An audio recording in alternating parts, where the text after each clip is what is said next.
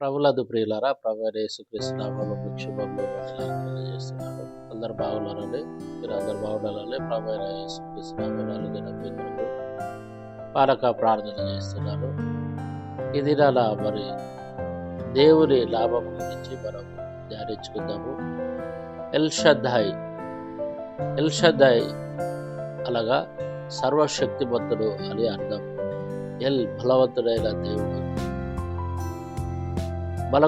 మన నిత్య జీవితంలో దేవుడు సర్వశక్తిమంతుడుగా మరి ఆయన ఉన్నాడు. అయితే ఎల్ షద్దాయ్ అనే నామం హిబ్రూ నుంచి వచ్చింది.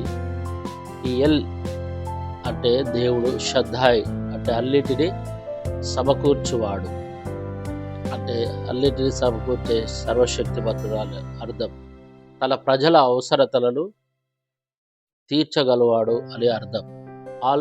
All sufficient, all mighty God అని అర్థం.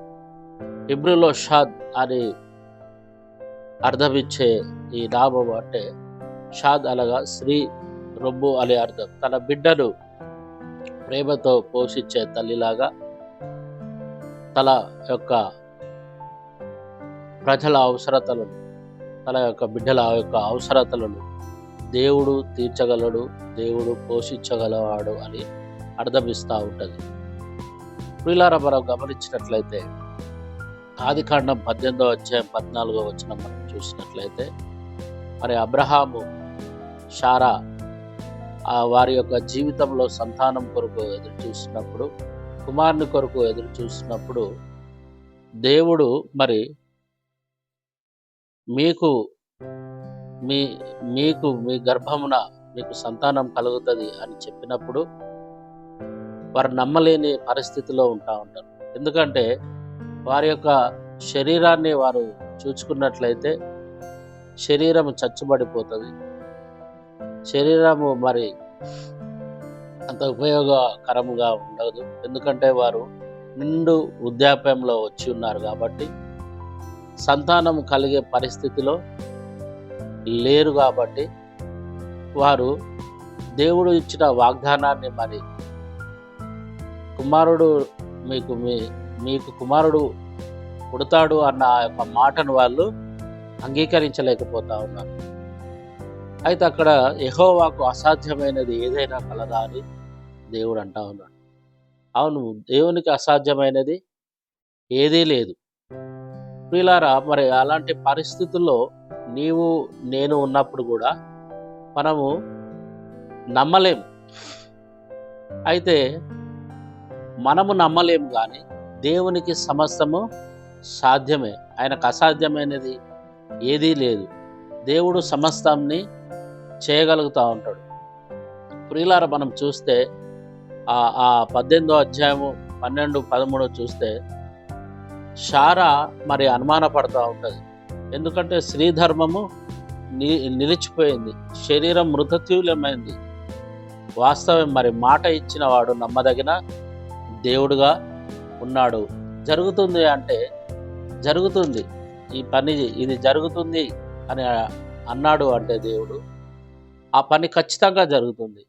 మనలో చాలామంది ఒక కార్యము కొరకు కానీ ఒక పని కొరకు కానీ మనం ప్రార్థిస్తుంటే, ఎదురు చూస్తుంటే, ఆ పని జరగకపోతే, మన జీవితంలో ఆ పని కార్యం చేయకపోతే, జరగకపోతే నిరాశ, నిస్పృహాలు లోనవుతూ ఉంటాం. మనం మనుషులకు అది కొంచెం అసాధ్యమవుతుంది, కానీ దేవునికి సమస్తము సాధ్యము.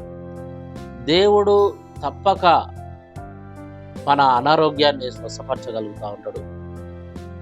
దేవుడు మన అప్పులన్నిటినీ తీర్చగలుగుతూ ఉంటాడు. నిరుద్యోగ సమస్య నుంచి మరి మనల్ని తప్పించి ఉద్యోగంను కలగజేయవాడు. సమస్తమును ఆయన మనకు అనుగ్రహిస్తాడు. ఎప్పుడు అంటే మనము దేవుని మీద ఆధారపడాలి. మనము విశ్వాసులం అయినప్పటికీ కానీ కొన్నిసార్లు మన జీవితంలో అనుమానం అనేది ఉంటా ఉంటుంది. ఎందుకంటే మనం ప్రార్థన చేస్తూ ఉంటాం, దేవుడి కార్యం జరిగిస్తాడు అనే నమ్మకంతో ప్రార్థన చేస్తూ ఉంటాం. కానీ అప్పుడప్పుడు అవిశ్వాసంతో మరి దేవుణ్ణి అడగక మానేస్తూ ఉంటాం. అయితే ప్రియులారా, మనం దేవుని మీద ఆధారపడాలి.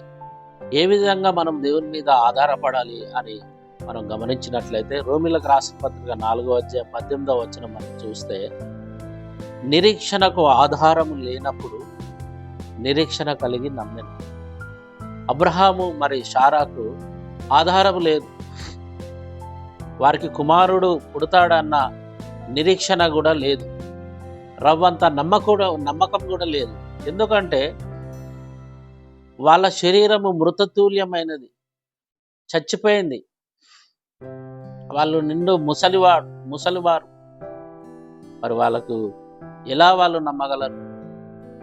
అయితే నిరీక్షణకు ఆధారము లేనప్పుడు నిరీక్షణ కలిగి నమ్మెను.